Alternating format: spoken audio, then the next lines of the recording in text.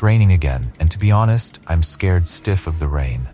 I never leave the house when there's a storm, but I must admit that I wasn't always like this. I used to love watching the rain through the window, but now I always keep the curtains tightly pulled over the edges of the windowsill. I wish I could show you what made me this way. Partly to warn you, partly to validate myself, but I can't. I can only write my story down as if it were some kind of fantasy, as if it's just another bizarre story on the internet that deserves to be forgotten in a week. If that's how you see it, that's fine, but I will never forget it. I can't ever forget it. In 2012, I was a 21-year-old college student, completely in love with nature and everything that had to do with the wilderness. I spent most of my childhood wandering between trees, fantasizing about magical creatures and fantastic monsters. But by 2012, I was grown up, studying forestry, and dreaming of protecting the trees and fantasies I had loved so much. I was beyond excited when my professor announced an opportunity for extra credit. He suggested that we spend a few days on hiking trails over the upcoming semester break to remind ourselves why we were doing what we were doing. As a keen hiker, I knew of a trail just a couple of hours from our town that offered plenty of space to hike without too much crowding. The only people who ever really ventured more than a few minutes down the trail were the park rangers, and the chance of seeing one of them on the winding threads of the forest seemed pretty slim. "Hey Lily, fancy joining me on a trip to the reserve?" I asked as the bell signaled the end of the school day. Lily, the girl next to me, was quiet and kind. She had long brown hair that fell over her shoulders and striking green eyes. She was the kind of person people admired from afar. Beautiful, but reserved. A casual joke or compliment might make her smile, but she rarely returned it. For most people, that would be a reason to move on to the next person. But for me, it was the reason I wanted to be closer to her. We'd been friends for a while by then. Whether there was any romantic intention between us, I couldn't say, but we knew we were connected on some level. "Yeah, sure, just tell me when," she replied, looking me in the eye with a gentle smile. I smiled back. I hoped the trip would go well. A few days passed. Lily and I spent our free time in shops, buying food, supplies, and tents. Soon after, we had packed everything and were ready to go. We took a small car, loaded our bags onto the roof, and drove east along the highway for a couple of hours. By the time we arrived, it was mid-afternoon, leaving us plenty of time for a hike, but also making it a bad time to find parking. There were loads of people there, walking their dogs, setting up lunch boxes, and strolling along the paths. "I thought you said it would be quiet," Lily asked with a light chuckle. I rolled my eyes. "I'm sure these kids don't plan to spend a few days hiking into the forest." "It'll get quieter, I promise." I turned and began pulling our large backpacks off the roof of the vehicle. For how big they were surprisingly easy to carry. Lily slung the straps over her shoulders and waited while I shouldered my pack, and we headed into the park. As we neared the entrance to the trail, we saw a ranger standing casually on watch. Are you guys heading in?" he asked, his tone free of hostility or caution. "Just a simple question." "Yeah, that's all right, isn't it?" I asked the fit, middle-aged man. "Of course, just give me your names and take my card. If you need anything, just call down to the station. There are a few ranger cabins further in. Feel free to use them if you need, but make sure you clean up after yourselves." The ranger smiled warmly and handed me a small business card for the local ranger station. "Thanks. Oh, I'm Max, and this is Lily." Lily glanced at the ranger briefly, and he nodded back respectfully. "All right, Max and Lily, enjoy yourselves out there. We'll be patrolling, so if you see us, don't be shy to say hi." With those words, the ranger stepped back from the entrance and we began our hike. We spent the first half of the day walking slowly and in quiet appreciation. There's something so freeing about walking with no time limit. It's as if all the stress of the world falls away, and all you need to do is take care of yourself. In that moment, you're the only thing that matters. No bills, no lectures, no worries. Just avoid the snakes and strange plants, and you're all set. The rest of the story would follow in the same Australian English style, with appropriate words and idioms, ensuring it's readable, relatable, and flows naturally. It didn't take long, though, for the sun to start hiding behind the trees, and the warm but steadily cooling temperature of the late afternoon breeze began to sweep under our sweaty clothes. "Let's find a clearing where we can set up camp," Lily suggested, tilting her head from side to side, looking for a spot to settle down. "Right," I nodded and spotted a small clearing further down the path, one that had clearly been used by others making a similar trip. It only took us a few minutes to set up our tents and light a small fire on the clearing. After all the walking and hard work, we were more than ready to kick back for a while. Lily settled down on the opposite side of the fire from me, pulling out a muesli bar to snack on. I felt my stomach grumble and pulled one out for myself as well. "This place is really nice," she said, taking a big bite of her bar. "Yeah, but we haven't seen many animals," I said, unwrapping the bar and bringing it to my lips to take a bite. I glanced over at Lily, and there, just behind her in the ever-darkening woods, I saw something about the size of a small football. It was hidden in the shadows, but I figured it must be some kind of small animal. I squinted, trying to make it out, but whatever it was seemed to vanish, sinking into the ground. "Everything all right?" Lily asked, realizing I must have looked like I was staring at her with food in my mouth. I laughed, shrugged, and shook my head quietly. "Yeah, sorry, I thought I saw something in the woods. A small animal or something. Maybe a rabbit." It looked like it dug itself into the ground. Lily turned her head, peering into the silent forest, scanning for what I might have seen. I knew she wouldn't spot it. Whatever it was had disappeared as quickly as I'd seen it. Finally, we finished our meals, put out the fire, and climbed into our separate tents. I slept like a log. All that walking had worn me out, and I was out like a light until the next morning. I woke up, stumbling out of the tent and almost tripping over the small fabric ledge at the entrance to my portable shelter. The hot, humid summer sun hit me like a ton of bricks. "Just so you know, I think we need to watch out for snakes," Lily said quietly as I wiped the sweat from my forehead. I looked over at her as she was loosening the pegs of her tent from the forest floor. "Did you see one?" I asked as I bent down and started tidying up the camp. "I think so. Last night, I heard something rubbing against the bottom of my tent, and when I opened my eyes, the marks on the ground looked like a pretty thick snake trying to get in." She didn't seem too bothered by a potential nighttime visitor, so I kept her warning in the back of my mind and continued on. As our journey progressed, we noticed that with every step, another dark patch of sky appeared above us. Somehow, a storm was brewing, and none of the forecasts we had seen had even hinted at it. "How long do you think we've got before it rains?" Lily started to ask before being cut off by a loud crack of thunder in the clouds. I felt the ground tremble beneath us just before a few raindrops fell from the dim sky. "Thanks, Lily," I joked, turning my head towards her. She scoffed, and I laughed. The rain was little more than a drizzle at that point, but it was clear it would get worse. "Let's pick up the pace and find a spot to set up the tents," I said, watching as she sped up, going from walking to jogging further down the path. I followed closely beside her. For a while, it seemed like we wouldn't find a clearing anytime soon, and we were about to get properly drenched. Just when we were about to admit defeat, another loud crack of thunder exploded overhead. This time, the sky opened up, and the rain came down hard and fast, hitting everything with enough force to splash water in all directions. "Hey, over there!" Lily shouted, her voice barely audible over the torrential downpour. She ran off the main trail and down a small side path. I looked in the direction she was heading and spotted a small cabin. I veered off the trail after her, mud splattering my legs with each step.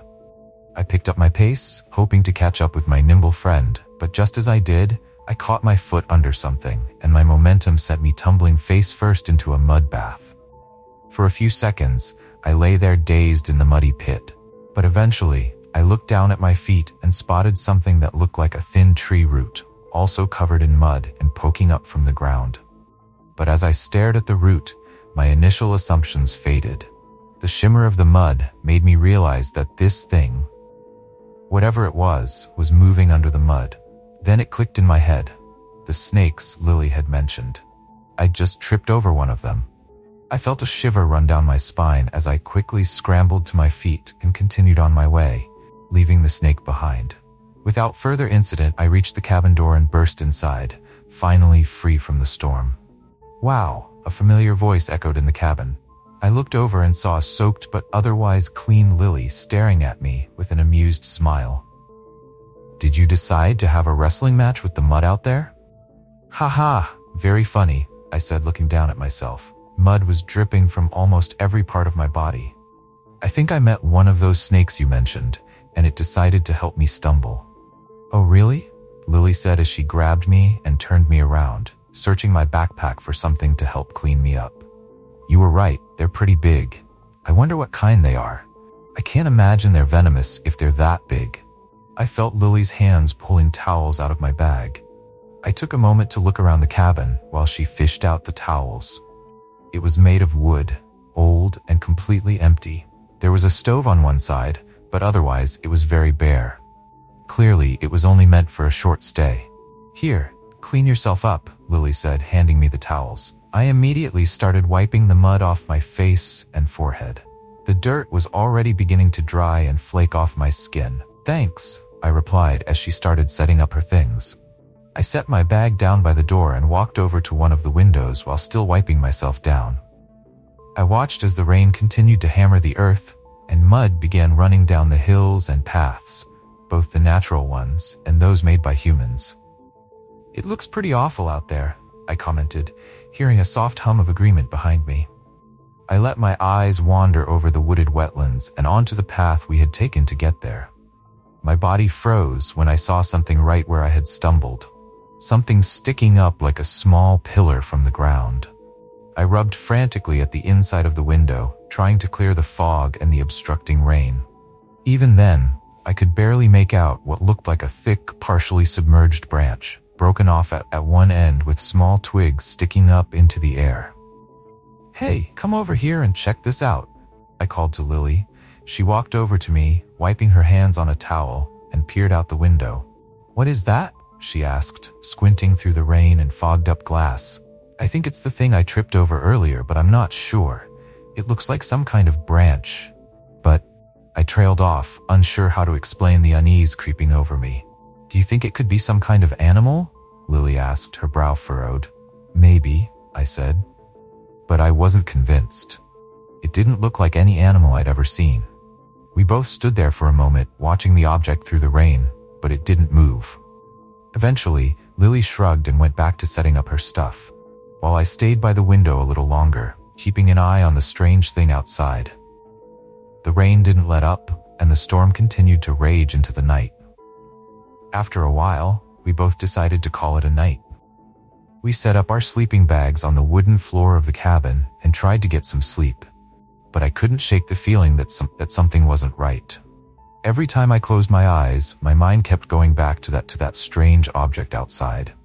I don't know how long I lay there, listening to the rain pounding on the roof, before I finally fell asleep. It was still dark when I woke up. At first, I didn't know why I had woken up. The rain had quieted down to a soft drizzle, and the cabin was silent except for Lily's quiet breathing. I turned over in my sleeping bag trying to get comfortable when I heard it, a soft, scraping sound coming from outside. I froze, my heart pounding in my chest.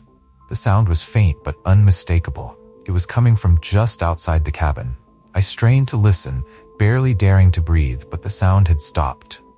For a moment I thought I might have imagined it, but then it came again, louder this time, a scraping, dragging sound like something being pulled through the mud. I sat up slowly, careful not to make any noise, and looked over at Lily. She was still fast asleep, oblivious to the sound outside. I considered waking her up, but I didn't want to scare her. Maybe it was just an animal, I told myself, trying to calm my racing heart. But then the sound came again, this time closer, right outside the cabin. My eyes snapped to the window, and I felt a cold chill run down my spine. Through the dim light, I could just make out the shadow of something moving outside. It was big, much bigger than any animal I'd expected to see out here. My heart raced as I watched the shadow move slowly around the cabin, stopping every few feet as if it were searching for something. I held my breath, praying that it wouldn't come any closer, but then it did. The shadow moved right up to the window, and I could see the outline of something tall, almost human-like, but not quite. I froze in place, my mind racing. What was it? Some kind of animal? A person? My thoughts were cut short as the thing at the window suddenly pressed itself against the glass, and I saw it clearly for the first time. It wasn't human. It wasn't even close. Its face was long and twisted, with sharp, jagged teeth and hollow, empty eyes that seemed to stare right through me. I gasped, stumbling backward, and the thing at the window let out a low, guttural growl. Lily stirred in her sleep but didn't wake up. I was rooted to the spot, unable to move, as the creature slowly slid away from the window and disappeared into the darkness. For a long time, I just stood there, shaking, staring at the empty window. The rain had stopped completely now, and the cabin was silent. I didn't know what to do. I wanted to wake Lily, to tell her what I'd seen, but my throat was dry and I couldn't find the words. Eventually, I crawled back into my sleeping bag, my heart still pounding in my chest. I didn't sleep for the rest of the night. The next morning, I told Lily about what had happened. She listened, but I could tell she didn't believe me. She thought it was just a nightmare brought on by exhaustion and the storm. I wanted to believe her, to convince myself that it was just a bad dream, but deep down, I knew it wasn't. As we packed up and left the cabin, I couldn't shake the feeling that we were being watched. The woods seemed darker, more ominous, and I kept glancing over my shoulder, half expecting to see that thing from the night before, standing there, watching us. We didn't talk much on the hike back to the car. I could tell Lily was trying to shake off the weird feeling too, but neither of us could quite manage it. When we finally got back to the car and drove away from the park, I felt a weight lift off my shoulders. But even now, years later, I can still see that thing in my mind, the way it looked at me through the window, the sound of its growl. I will never forget it. "Lily, come over here," I called out while she was still wrestling with her backpack. "Is that the snake?" she asked, standing up. "I don't think so, but it looks weird." I watched as the rain battered the mud-covered object while Lily came closer and later looked outside. "Is that a broken tree root?" she suggested, but I could only shrug. Whatever it wasn't moving. "Wait," Lily spoke up again. "Look at the color." The more the rain ran down the object, the less it was covered in mud. I squinted, trying to see past the raindrops on the window, and noticed exactly what Lily was talking about. Whatever was under the mud was a pale grayish color. "Oh my God," Lily gasped, covering her mouth. "What is that?" I turned to look at her, my eyebrows raised in confusion. "Look at the end of it," she said, holding her breath. I turned my gaze back outside and focused. I could feel my heart racing. Fingertips. It was an arm sticking out of the ground, still as the grave. "Oh my God," my voice wavered slightly. "We need to call the rangers and get them out here."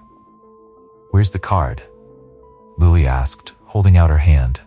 I reached into my pocket and pulled out a soggy but still legible business card. Without hesitation, Lily snatched my phone and started dialing the number. "Hello, I'd like to report something on one of the trails," she began, pacing back and forth on the creaky cabin floor. I turned back and kept my eyes on the hand. It looked stone cold, the fingers stretching towards the sky as the water ran over them. "We're at..." She started to stutter. "We're at..." I heard the voice on the other end of the phone and Lily nodded. "Hey Max, can you go outside and tell me the numbers next to the door?" she asked. I tore my gaze from the hand, feeling the weight of the air pressing down on the cabin, but I shrugged off the growing sense of dread and went to the door. Opening it, I stepped out into the open. I glanced down at the arm and, without the blurry window between us, I could see it more clearly. It was hairless, smooth, and the fingernails appeared clean and well kept. The water running over it seemed to disappear upon contact, as if it was some kind of sponge. I had to tear my eyes away from it to look at the number on the wall. 17, I said aloud, repeating the number in my head. Just then, a loud splat sounded behind me. I jumped, startled, and quickly turned back towards where the arm had been. It was gone. Nothing was left in its place but the mud, which was quickly running down the path. I swallowed hard and rushed back into the cabin. The number is 17, but I think the arm fell back into the mud. It's gone now. Lily's eyes widened as she relayed the information to the dispatcher. It wasn't long before she pulled the phone away from her ear and hung up.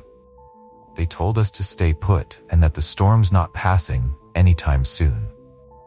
They said a ranger is on the way and the police have been notified, but it could take a while for them to get out here.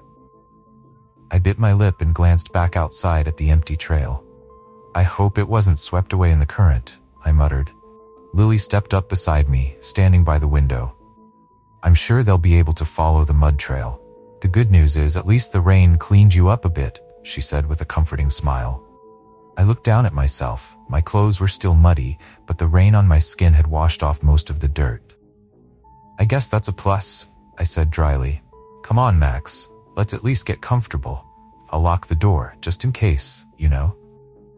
In case there's a killer out there, I murmured back as she went to lock the door. She turned away from me to continue setting up her things. After a few minutes of silence, our dinner was in front of us. We'd agreed that our little expedition was over once the ranger arrived. We had seen more in the past 2 days than most would in a lifetime. Let's eat and try to get some sleep, I said, wolfing down a couple of extra portions. Lily nodded and joined me in the feast. With full stomachs, we made our way to bed. I noticed Lily glancing at the darkened windows more than once. I could feel the tension in the air. Everything okay? I asked. Lily shook her head dismissively. I just feel weird, like we're being watched. I'm sure it's nothing, but just to be sure. She pulled off her pillowcase, then mine, and draped them over the windows as makeshift curtains. I just don't want anyone watching us while we sleep. Can't blame you, I muttered, making my way to my bedroll and pillowless cushion. I lay down and tried to get comfortable. Lily did the same. A few hours passed in the night before I heard Lily's quiet voice. Max, wake up, do you hear that? I opened my eyes, not as tired as I'd expected to be, and met Lily's gaze. She was staring at the wooden door of the cabin. I watched the door for a few seconds before I saw the handle jiggling slightly. Someone was trying to get in. What do we do? Lily asked, her voice trembling. I was speechless at first. Maybe it's the... Our whispered conversation was interrupted by a loud knock from the other side of the door. I jumped to my feet. That must be the Rangers, I said, cautiously making my way to the door. Who's out there? I called. Silence. Hello? I called again. Suddenly, the knocking resumed, louder this time, drowning out my voice. I took a step back from the door, kneeling closer to the ground. Each knock shook the wooden frame of the small cabin. I watched as one of the pillowcase curtains slowly slipped from the window. No, Lily whispered, tears in her eyes. I rushed to the window just as the fabric fell, and I was met with the darkness outside. The pounding on the door abruptly stopped. Carefully, I knelt down and grabbed the fabric to throw it back over the window. Out of the darkness, a pale hand slapped against the glass with a force that rattled the window. I could see only the white palm through the blackness outside. I quickly tossed the pillowcase back over the window and turned my back to Lily. She was trembling, her eyes wide with fear. That was the hand, Max. That was the hand from the mud. I felt my heart drop into my stomach. I wrapped my arms around Lily, trying to comfort her as much as myself. Slap, slap, slap, slap, slap. The wet palm kept hitting the glass, and I could hear cracks spreading across the window. I pulled Lily close, fixing my gaze on the pillowcase covering the glass, praying it wouldn't fall and expose the lifeless arm again. With one final smack, it stopped, and only seconds after the assault ceased, light pierced through the fabric over the window. I heard wheels struggling to move closer to the cabin. I let out a sigh and a prayer that the Rangers had finally made it. As the vehicle came to a stop just a few meters away, I finally heard a voice call out from the empty darkness. Lily, Max? Are you in there? The voice sounded familiar. It was the Ranger from the day before. I scrambled to my feet, pulling Lily with me. Yeah, we're in here, but someone's out there. I shouted, rushing to the door and opening it to see the Ranger standing stiffly in the middle of the small clearing in front of the cabin. He was facing us, but the light from his vehicle and the shadow of his hat cast his body in thick shadows. He looked solid, but something felt off. Come out of the cabin, and we'll take you home, the Ranger said. His voice seemed different this time, disconnected from his body. I froze. Something wasn't right. Come out now, the voice growled, unrecognizable from before. Are you all right? I called, barely more than a whisper. Of course I am. Can't you see me smiling? The ranger tilted his head back, and his hat slipped from his skull, allowing the light to illuminate his face. His eyes were wide, filled with pain and fear. His lips quivered with terror. I stepped further into the doorframe and watched as two incredibly long fingers snaked their way behind the ranger's head and glided over his cheeks to his mouth. They crawled in without much resistance, pulling his lips into a grotesque, cruel grin. Then they went further. I watched as the force of the fingers stretched his lips over his teeth. His lips turned white from the strain before a red trickle gushed from his mouth, splitting the center of his lips like torn flesh. "I'm so happy," a voice called from directly behind the ranger. The voice was so unnatural. I looked for the source and froze. Directly beside the ranger's feet, half buried in the mud, was a human face, digging deep into the muck, its black, cold eyes glowing from an unknown source. Whatever that was, it was a monster, by definition. Its gaze was so far removed from humanity that there was no common ground between us. As I stared into this thing's human shape but devilish gaze, I saw the ranger's body collapse into the mud. Directly behind his head, a long, spider-like arm stretched out from the ground, shifting in size and form, as if it barely adhered to the laws of this reality. The ranger's body twitched and spasmed on the ground as more lifeless hands began crawling out of the mud, wrapping themselves around his body. I was so thirsty, but now I'm hungry, the half-buried head bluntly declared to me. Without another warning, the ranger's body was dragged under the earth and swallowed by the mud. The ground where he had been lying churned and bubbled like a small volcano. The creature's eyes remained locked on me with a dull, expressionless stare. It watched me. I let out a small whimper of fear. Without changing its expression, the head began to glide effortlessly through the earth towards the cabin, with fingers and arms poking out of the mud around it like a shark's fins. I mustered enough courage to slam the door shut and lock it before running back to Lily, who had seen the whole thing. "What is that?"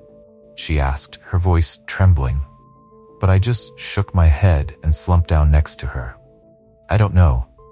We sat in silence until we heard it, a scratching sound beneath the floorboards. Hundreds of fingers stripping flesh down to the bone, trying to claw their way up. All we could do was sit in the corner furthest from the windows and pray that they wouldn't get to us. That night, we watched as the floors pulsed up and down, the foundation beginning to crumble. These hands were on the verge of pulling us and our wooden haven into the ground. I didn't know what to do. I sat there as the floor cracked and mud poured through the gaps in the boards like blood from a severed artery. I sat there and waited to die, but Lily had other plans. She grabbed my hand and pulled me to my feet. She stared at the door for a fraction of a second before sprinting with me in tow. She ripped it open and ran for the ranger's vehicle. Luckily for us, the ranger hadn't turned it off before the earth had taken him down. We both jumped into the seat and sped down the path we had come. I risked a glance back at the cabin to see its floor collapse, but there was something else. Just a few meters from us, the head, still half buried, lay on the path, its black eyes staring at us, cold and emotionless. We drove and drove for what seemed like forever, until we finally came across some other rangers who were on a search mission for us and their missing comrade. We told them what we could, but their disbelieving looks told us enough. We were dismissed as emotionally disturbed, unreliable witnesses. The authorities chalked up the ranger's disappearance and the cabin's destruction as an accident caused by a mudslide. And now, every time it rains, I can't help but wonder if somewhere out there in the woods, a single head is lying in wait for someone to pass by, a million hands beneath the surface, waiting to drag you into the ground.